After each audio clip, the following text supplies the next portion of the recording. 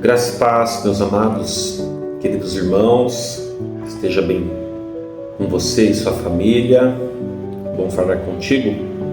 Nós meditando na palavra hoje, está lá na carta do apóstolo Paulo aos Efésios, no seu capítulo 1, apenas um versículo, o verso 4.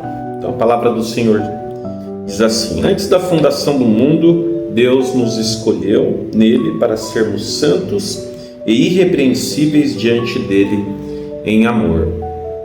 Esse mês, na nossa igreja, temos falado sobre santificação. Nosso tema de oração nas quartas-feiras, temos orado nesse sentido para que o Senhor trabalhe na nossa mente, no nosso coração, na nossa vida como um todo, nos santificando. Claro, sabemos que não é algo que nós vamos orar ou pedir e buscar apenas nesse mês, mas é a ideia que a gente possa intensificar, nos aprofundar nas nossas orações e também entender aquilo que a palavra de Deus nos diz sobre santificação.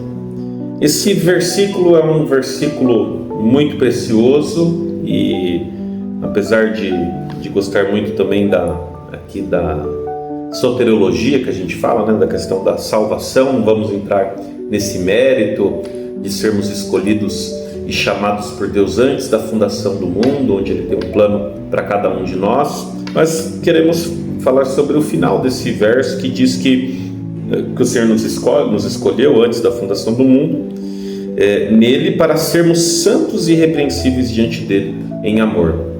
Claro que na plenitude, amados, nós não vamos conseguir sermos santos assim como o nosso Mestre, o Senhor Jesus. Seria até uma utopia nós acharmos isso. Porém, é a vontade do Senhor que nós sejamos santos, santificados em Cristo Jesus, que possamos ter uma vida correta, digna, uma vida que agrada ao nosso Deus. Então o Senhor, Ele nos chamou sim, nos predestinou, nos transportou das trevas, nos tirou de uma morte espiritual, nos deu vida em si mesmo, fomos justificados, redimidos, lavados pelo sangue do Cordeiro. Só que esse grande presente que é a salvação nos é dado também com esse objetivo de sermos santos, de sermos irrepreensíveis diante do Senhor. Então o chamado de Deus para nós é isso, que sejamos pessoas que buscam ser parecidas com o autor e o consumador da nossa fé, o nosso Senhor Jesus. Ele é o nosso alvo, Ele é a nossa meta, e devemos sim nessa vida, sabemos que os erros, as falhas acontecem, somos pecadores.